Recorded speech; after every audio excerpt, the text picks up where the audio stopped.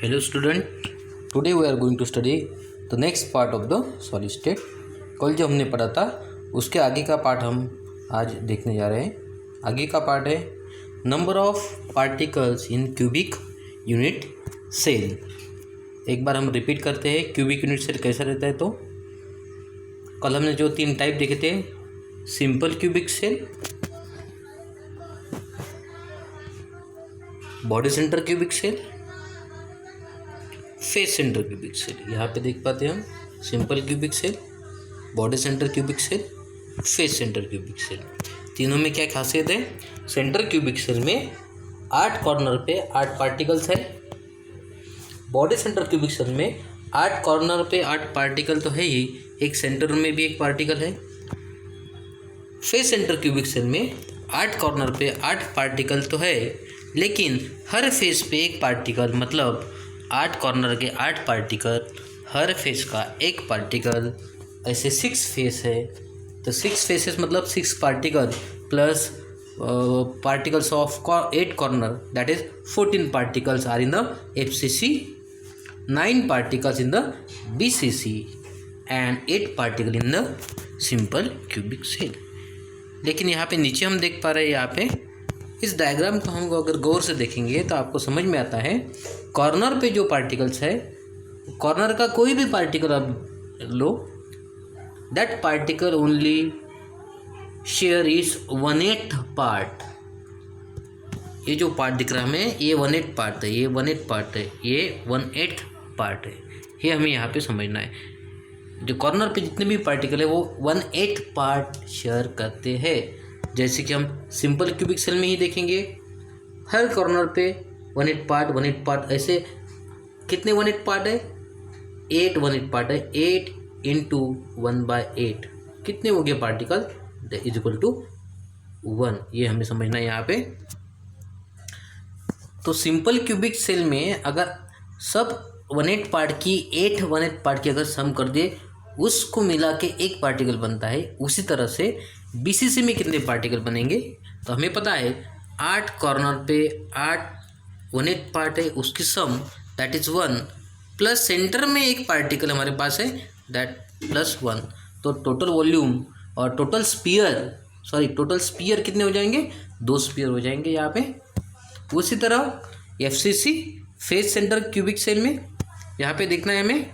यहाँ पे थोड़ा हमें ध्यान देके यहाँ पे देखना है। 8 कॉर्नर पे 8 पार्टिकल तो है,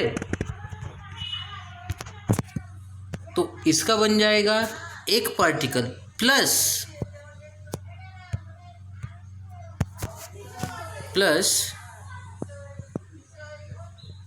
यहाँ पे देखना हमें, हर फेस पे हाफ पार्टिकल है, मतलब हर फेस पे हाफ पार्टिकल। ऐसे फेसेस है 6 फेसेस, मतलब हम फेस के पार्टिकल के अगर सम कर दे, हाफ इंटू 6, तो इसका आंसर आएगा 3। और कॉर्नर के पार्टिकल के अगर सम कर दे हम, 1/8 इंटू 8 इज इक्वल टू 1।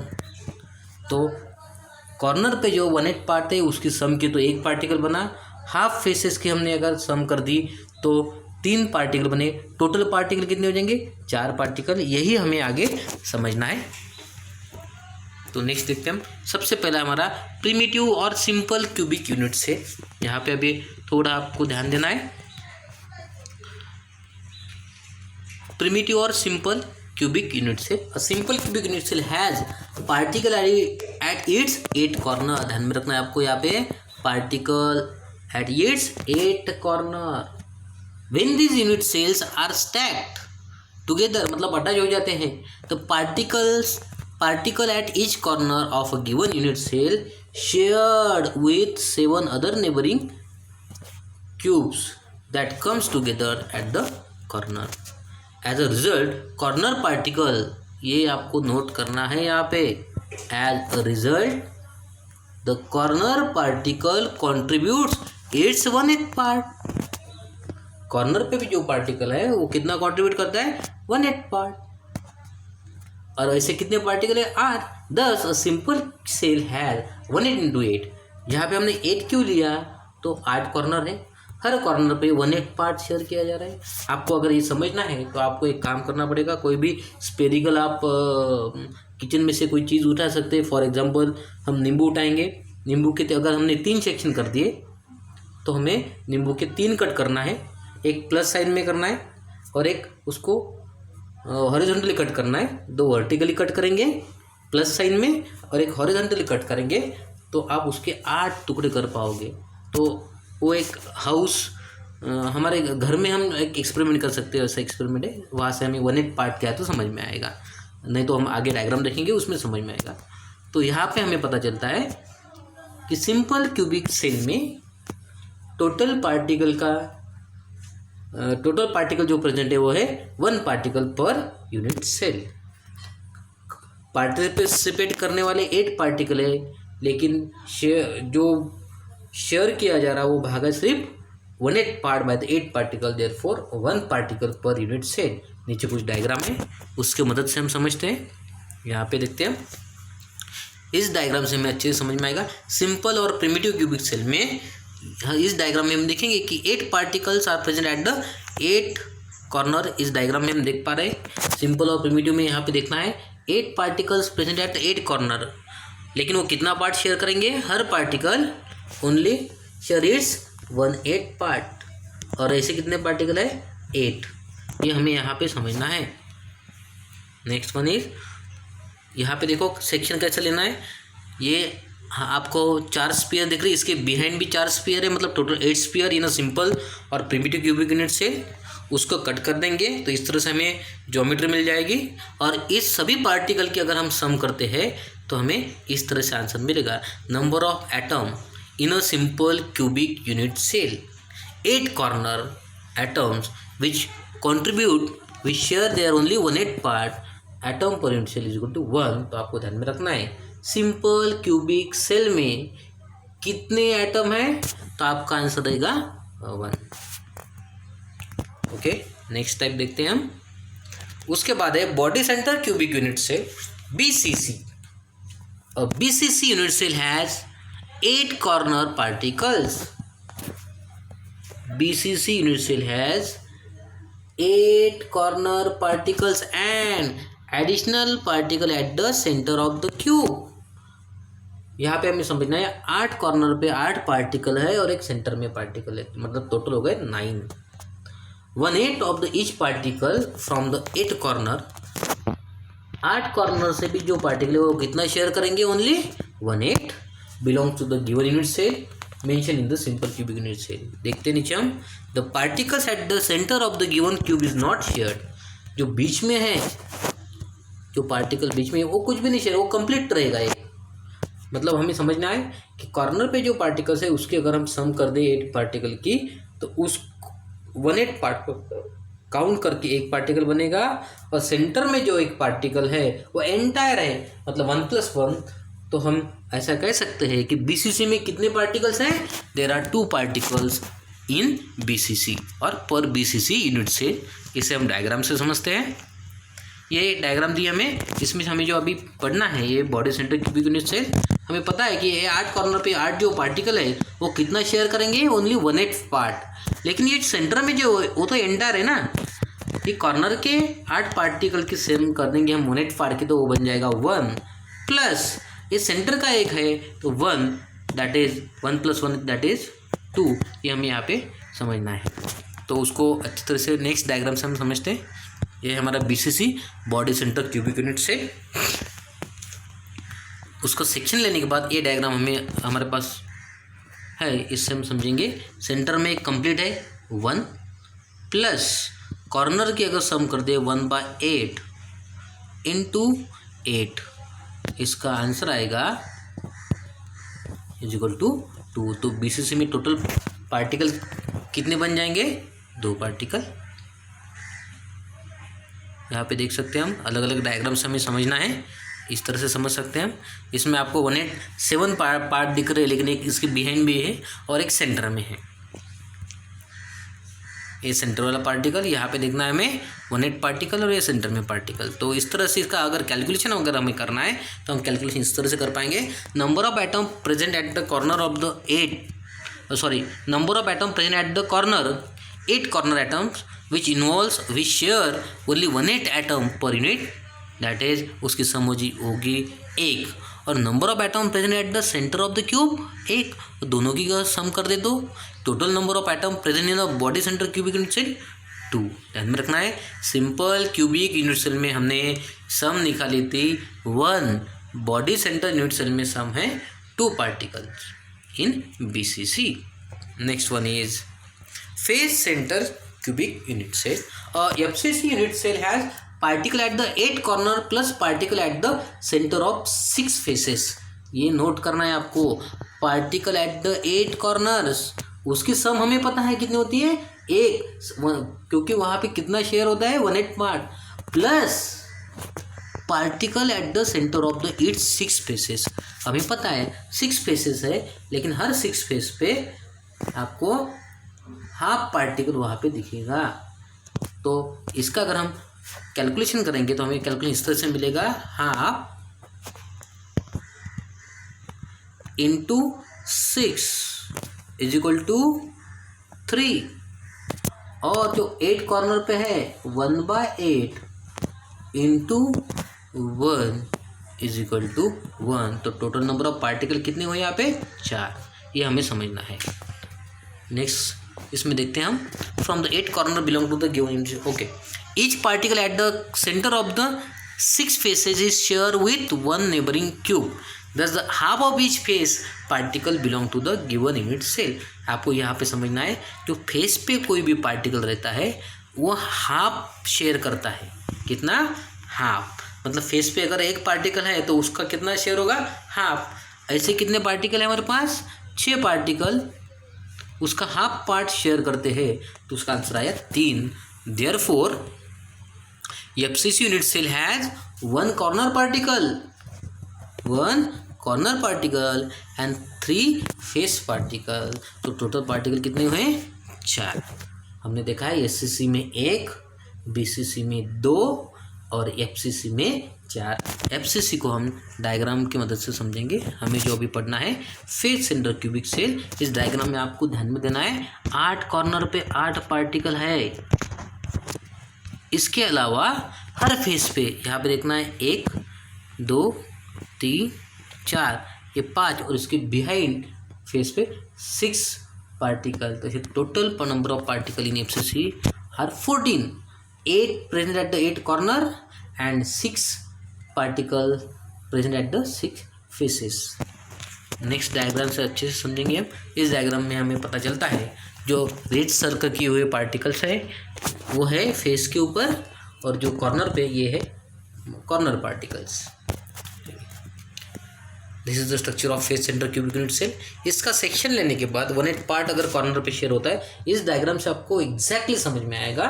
हम देखते हैं यहाँ पे 8 कॉर्नर पे 8 पार्टिकल है, आपको दिख रहे 7, बिहाइंड में है 1, टोटल हो गया 8। मतलब हम उसको इस तरह से हम समझ सकते हैं 1/8 इंटू 8 इज इक्वल टू 1।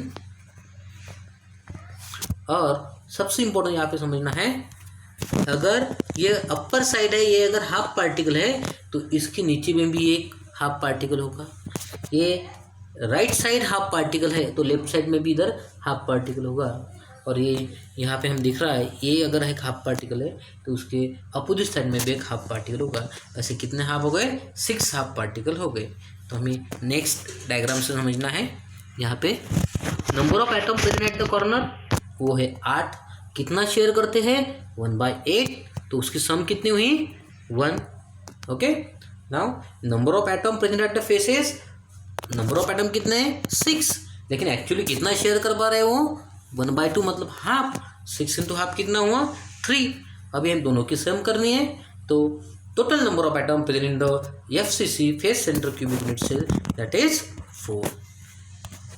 तो आपको अगर पूछा जाए FCC में कितने एटम्स है टोटल, तो 4, BCC में 2 और SCC में 1। ये यहाँ पे हमें समझना है। नेक्स्ट एक रिलेशन आपको दिया है, लास्ट ईयर ये रिलेशन दिया था, सेम ऐसा ही रिलेशन था, लेकिन थोड़ा फॉर्मूला चेंज था। यहाँ पे फॉर्मूला मैं आपको अभी वो चेंज बता दूंगा, पहले तो हेडिंग पढ़ लेते हैं हम। यहाँ पे रिलेशन बिटवीन मोलर मास, हम मोलर मास को स्मॉल m से डिनोट करते हैं। डेंसिटी, एक्चुअली लास्ट ईयर में डेंसिटी हम d से लिखते थे, लेकिन इस बार उसका फॉर्मूला जो है इस तरह से उसका साइन दिया डेंसिटी का, ये चेंज हमें ध्यान में रखना है। Relation between molar mass, density of the substance and edge length of edge length भी हमें समझना। एज लेंथ मतलब कोई अगर क्यूब है, क्यूब के कोई भी हम ऐसे यहाँ पे जो है एज लेंथ, इसको ए बोलेंगे। एक फेस के जो लेंथ रहेगी उसको हम एज लेंथ कहते हैं। अगले डायग्राम में हम देखेंगे एज लेंथ। तो हमें रिलेशन किसका देखना है, मोलर मास, उसके बाद density of the substance and unit cell edge length, unit cell की एज लेंथ। ये तीनों भी हम देखेंगे। यूनिट सेल की एज लेंथ क्या होती है हम यहाँ पे पहले देख लेते हैं नेक्स्ट डायग्राम में। ए अगर यूनिट सेल है तो ये जो डिस्टेंस है इसको बोलेंगे हम ए, ये हाइट है उसको भी हम कह सकते हैं ए, और यहाँ पे जो लंबाई है उसको भी हम कह सकते हैं ए। कोई भी एक ए को उठाएंगे हम उसको बोलेंगे एज लेंथ, लेकिन तीनों का भी हम क्यूब कर दे ए क्यूब, तो आपको समझना है this is the volume of unit cell. ध्यान में रखना, यहाँ पे डायग्राम में आपको ए बी सी दिए हैं, लेकिन ए इज इक्वल टू बी है और बी इज इक्वल टू सी है, तो आप अल्टीमेटली ऐसा लिख सकते हो कि सिंपल यूनिट सेल में अगर तीनों भी लेंथ, हाइट, ब्रेथ और हाइट अगर सेम है तो हम उसको ए इंटू ए ऐसा लिख सकते हैं। A into A is equal to A cube, और ए क्यूब अगर हम कर देंगे तो उसे हम कह सकते हैं volume of unit cell V. Okay, तो ठीक है, हम इसे समझते हैं। If edge length of the unit cell is a, हमने अभी देखा एज लेंथ को डिनोट करते हैं ए से, तो volume of unit cell a cube, volume of unit cell a cube. Suppose that mass of one particle is m, consider कर लेते हैं सिंपल क्यूबिक यूनिट सेल। और सिंपल क्यूबिक यूनिट सेल में 8 corner के 1/8 part के अगर हम सम करते तो वो हो जाती है 1, और 1 पार्टिकल का मास जो भी है, the mass of 1 particle is m। Suppose that the mass of one particle is m and the total and that there are n particles per unit cell। n की वैल्यू अगर आपको ध्यान में रखना है SCC है, सिंपल क्यूबिक सेल, तो n की वैल्यू आएगी आपकी 1, n की वैल्यू आएगी आपकी 1। उसके बाद BCC है, BC से तो n की वैल्यू आएगी आपकी 2, और FCC है, फेस सेंटर क्यूबिक सेल, तो आपकी n की वैल्यू आएगी 4। ये हमें ध्यान में रखना है। तो n की वैल्यू बदल सकती है, it may be 1, it may be 2, it may be 4। Okay, mass of unit cell, कोई भी सेल का अगर एक पार्टिकल का हमें मास पता है, यहाँ पे n की वैल्यू रखेंगे हम। SCC है तो 1, BCC है तो 2, और FCC है तो 4। ये हमें ध्यान में रखना है।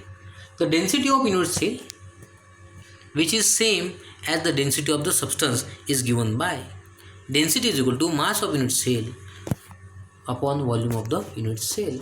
यहाँ पे हम इस फार्मूला को हमारे 9 या 10 स्टैंडर्ड में जो फार्मूला हमने पढ़ा है उस तरह से भी रिलेट कर सकते हैं। m/v is equal to m/v, ये फार्मूला यहाँ पे लागू पड़ता है। सिर्फ यहाँ पे ऊपर ऐड करना है आपको m इंटू n मतलब number of particle in the unit cell, n मतलब number of particle in the unit cell. FCC है तो 4, BCC है तो 2, और SCC है तो 1। ए क्यूब मतलब आपको पता है, ए क्यूब मतलब v, यहाँ पे v है, यहाँ पे भी आपको v ध्यान में रखना है। Molar mass m of the substance is given by mass of one particle और नंबर ऑफ पार्टिकल पर मोल। आपने 11 में पढ़ा होगा, पर मोल कितने पार्टिकल होते हैं, कोई भी 1 मोल के पार्टिकल की वैल्यू होती है 6.022। इधर लिखते हैं 1 मोल की हमें अगर वैल्यू देखनी है तो आपको ध्यान में रखना है 1 मोल की वैल्यू होती है 6.022 इंटू 10⁻23। 1 मोल की वैल्यू ध्यान में रखना है हमें। कोई भी 1 मोल पार्टिकल लेते हैं, 1 मोल सब्सटेंस लेते हैं, उसके अंदर कितने पार्टिकल्स होते हैं, पार्टिकल्स मतलब एटम, आयन और मॉलिक्यूल, तो कितने होते हैं 1 मोल में 6.022 इंटू 10⁻23। ये हमें ध्यान में रखना है। ओके, फिर से आते हैं हम यहाँ पे mass of 1 particle into number of particles पर मोल, और नंबर ऑफ पार्टिकल को हम डिनोट करते हैं एवोगैड्रो नंबर से, Na से। Therefore m equal to m/Na, per मोल है इसलिए m/Na। तो कंबाइनिंग द इक्वेशन 1.1 एंड 1.3, हमें जो नया इक्वेशन मिला यहाँ पे ध्यान में रखना है, दिस इज डेंसिटी, यहाँ पे mass of the 1 unit cell, n stand for number of atom और पार्टिकल इन यूनिट सेल, मतलब FCC में आएगा 4, BCC में 2, SCC में 1। ए हमें ए क्यूब पता है हमें, ए क्यूब दिया नहीं तो आपको ए दिया रहेगा, ए क्यूब अगर पता नहीं है तो ये दिया रहेगा, ध्यान में रखना है। आपको ये दिया है तो आप उसको ए क्यूब कर दो, ए क्यूब मतलब आपको समझना है पे वॉल्यूम। और ये की तो वैल्यू हमने अभी देखी है 6.022 इंटू 10⁻23। आपको कोई भी 4 वैल्यू दी रहेगी, आपको एक वैल्यू निकालनी है। हो सकता है आपको मोलर मास पूछेंगे, हो सकता है आपको वॉल्यूम पूछेंगे, हो सकता है आपको डेंसिटी पूछेंगे, हो नहीं तो आपको रेडियस भी पूछ सकते हैं। वो न्यूमेरिकल जब आएंगे तब हम देखेंगे। Bye knowing the any 4 parameters the 5th can be calculated. ध्यान में रखना है 4 पैरामीटर हमें दिए रहेंगे, उसमें से 5th कैलकुलेट करना है। आइए नेक्स्ट पार्ट की तरफ चलते हैं हम। यूनिट सेल है, हमने देखा था लेंथ ब्रेथ, तो अगर हाइट सेम है तो ए क्यूब हमें पकड़ना है। Okay, now next part is packing of particle in a crystal lattice. Packing किसे कहते हैं, पार्टिकल्स को हम, स्फीयर को हम किस तरह से अरेंज कर सकते हैं उसको हम बोलेंगे पैकिंग। तो यहाँ पे सबसे पहले तो उसके कितने टाइप से ये समझ लेते हैं, बाद में आगे चलते हैं हम। यहाँ पे देखते हैं सबसे पहले तो पैकिंग ऑफ पार्टिकल्स में क्लोज पैक्ड स्ट्रक्चर, उसमें भी ए पार्ट जो है पैकिंग इन 1 डायमेंशन, ये हमें समझना है। पैकिंग इन 2 डायमेंशन, 2 डायमेंशन में 2 पार्ट है, square close packing, hexagonal close packing. उसके बाद क्लोज पैकिंग इन 3 डायमेंशन, उसमें भी स्क्वायर क्लोज पैक 3 डायमेंशन और hexagonal close pack by 3 dimension. इसके टाइप्स हम देखेंगे एक एक करके आगे। यहाँ पे आते हैं, यहाँ पे आपको हेडिंग दिखता होगा, आपको हेडिंग देखना है क्लोज पैक इन 1 डायमेंशन। क्लोज पैक इन 1 डायमेंशन क्या दिखता है हमें इस डायग्राम में, इस डायग्राम में हमें दिखता है कि एक 1 डायमेंशन में सब स्फीयर अरेंज किए हैं। यहाँ पे जो सेंटर स्फीयर आपको दिख रहा है 1 डायमेंशन में जब अरेंजमेंट करती है उस टाइम पे उसका कोऑर्डिनेशन नंबर 2 रहता है। What is coordination number, the central atom is surrounded by the other atom. ये सेंट्रल एटम है और कितने एटम से सराउंडेड, 2 एटम से, इसलिए इसका कोऑर्डिनेशन नंबर 2 है। ध्यान में रखना है आखिरी का जो एटम है, लास्ट, जिसे हम कहते हैं एन पे जो एटम्स है उसका कोऑर्डिनेशन नंबर हमेशा 1 रहेगा, लेकिन जो बीच में एटम्स है उसका कोऑर्डिनेशन नंबर कितना रहेगा, 2 रहेगा। तो 1 डायमेंशन में अगर आपको कोऑर्डिनेशन अगर पूछते हैं, आपको ध्यान में रखना है 1 डायमेंशन में कोऑर्डिनेशन नंबर कितना रहता है, 2। This is the close packing in 1 dimension. और इसके अंदर पार्टिकल्स एक दूसरे को अटैच है, ये ध्यान में रखना है। सेकंड पार्ट के ऊपर आते हैं हम, क्लोज पैकिंग इन 2 डायमेंशन। क्लोज पैकिंग इन 2 डायमेंशन, हमें ये डायग्राम ऑब्जर्व करनी है। क्या ध्यान में आता हमें, फर्स्ट डायग्राम में और सेकंड डायग्राम में। आप अगर इसको बराबर देखोगे तो आपको समझ में आएगा कि पहले डायग्राम में second layer is exactly place on the first layer and third layer is exactly place on the second layer and so on. ऐसे अरेंजमेंट करते जाएंगे तो फर्स्ट लेयर के ऊपर सेकंड, सेकंड के ऊपर थर्ड, ऐसे लेयर बढ़ते जाएंगे। लेकिन हम इधर राइट साइड के सेकंड डायग्राम में हम देख पाते हैं यह है फर्स्ट लेयर। फर्स्ट लेयर के स्फीयर के ऊपर सेकंड लेयर का स्फीयर एग्जैक्ट नहीं है और सेकंड लेयर के स्फीयर के ऊपर थर्ड लेयर का स्फीयर एग्जैक्ट नहीं है। तो हम इसे कैसे डिफाइन करेंगे? हम इसको ऐसा बोलेंगे कि second layer place in the depression of first layer and third layer place in the depression of second layer. Word आप ध्यान में रख सकते हो। हमने यहाँ पे लेयर कैसे प्लेस की है? Second layer place in the depression of first layer and third layer place in the depression of second layer. ये हमें यहाँ पे समझना है। नेक्स्ट, हाँ, ये जो टाइप है, अभी हम इसके अंदर सबसे पहले ये जो टाइप है इसको हम पढ़ेंगे। 2 डायमेंशन में ये जो टाइप है, ये कौन सा टाइप है? ये टाइप हमें पढ़ना है। इस टाइप को हम पढ़ेंगे अभी। चलो फर्स्ट टाइप देखते हैं हम। इसमें हमें देखना है ये है ए टाइप पैकिंग। ए क्यों? क्योंकि फर्स्ट लेयर के ऊपर सेकंड लेयर है, सेकंड लेयर के ऊपर थर्ड लेयर है, एग्जैक्ट प्लेस है। इसलिए अगर मैं इस लेयर को अगर मैं ए कहता हूँ, एंटर लेयर को, मुझे भी इस लेयर को भी क्या करना पड़ेगा? कहना पड़ेगा ए, और थर्ड लेयर को भी मुझे क्या कहना पड़ेगा? ए। इसलिए ये कौन से टाइप की लेयर हो गई? ए टाइप पैकिंग होगी। ये हमें समझना है। यहाँ पे भी एक क्वेश्चन है कोऑर्डिनेशन नंबर। यहाँ पे देखो आप, सेंट्रल स्फीयर, सेंट्रल एटम और sphere is surrounded by how many other atoms? The central atom is surrounded by 4 other atom, therefore coordination number is 4। ये हमें ध्यान में रखना है। यहाँ पे देखो layer the A type, therefore this is the A type packing, नहीं तो उसको दूसरा नाम है square close packing. Square close packing क्यों कहा गया है? इसका जो कोऑर्डिनेशन नंबर है 4, जो स्फीयर उसको कोऑर्डिनेट कर रहे हैं, बॉन्ड फॉर्म कर रहे हैं, वो यहाँ पे एक स्क्वायर बना रहे हैं। इसको अगर जोड़ दें तो इसलिए इसका नाम है square close packing. Next one is, हमें देखना है स्क्वायर क्लोज पैकिंग, तो हमने अंडरस्टैंड कर लिया। अब हमें देखना है हेक्सागोनल क्लोज पैकिंग। इसे भी देखते हैं हम। हेक्सागोनल क्लोज पैकिंग में हमें यहाँ पे ध्यान में रखना है, हमने जो सेकंड लेयर के स्फीयर रखे हैं वो कहाँ पे रखे हैं? Depression of the first layer. Second layer के स्फीयर हमने कहाँ पे रखे? Depression of the first layer. And third layer की जो स्फीयर रखे हमने वो कहाँ पे रखे? Depression of the second layer and so on. तो हमें जाके ऐसा पता चलता है कि अरे जब हमने थर्ड लेयर प्लेस की तो हमें पता चला कि अगर फर्स्ट लेयर की स्फीयर को हमने ए बोल दिया, सेकंड लेयर की स्फीयर को हमने बी बोल दिया, तो थर्ड लेयर की स्फीयर को हम क्या बोलेंगे? उसे ए कहना पड़ेगा। क्योंकि आप बराबर से देखो, थर्ड लेयर का स्फीयर और फर्स्ट लेयर का स्फीयर एग्जैक्ट एक के ऊपर एक आते हैं। तो इसलिए हम इस टाइप को क्या बोलेंगे? A B A type. Which type? A B type arrangement, ऐसा हम इसे कह सकते हैं। तो देखो, फर्स्ट लेयर को नाम दिया हमने ए टाइप, सेकंड लेयर को नाम दिया हमने बी टाइप, थर्ड लेयर को नाम दिया हमने ए टाइप एंड सो ऑन। तो ये जो अरेंजमेंट बनेगी, ये अरेंजमेंट रहेगी ए बी टाइप पैकिंग। इसके अंदर हमें देखना है the central sphere which is surrounded by the other 6 sphere. देखो कितने स्फीयर से सराउंड है? 6 स्फीयर से ये सेंट्रल स्फीयर। तो इसका कोऑर्डिनेशन नंबर कितना बनेगा? ऑब्वियसली 6।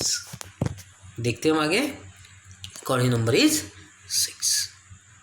तो क्लोज पैकिंग इन 2 डायमेंशन, इसका नाम अगर हमें देना है तो उसको बोलेंगे हम, इसको कह सकते हैं हम हेक्सागोनल क्लोज पैकिंग।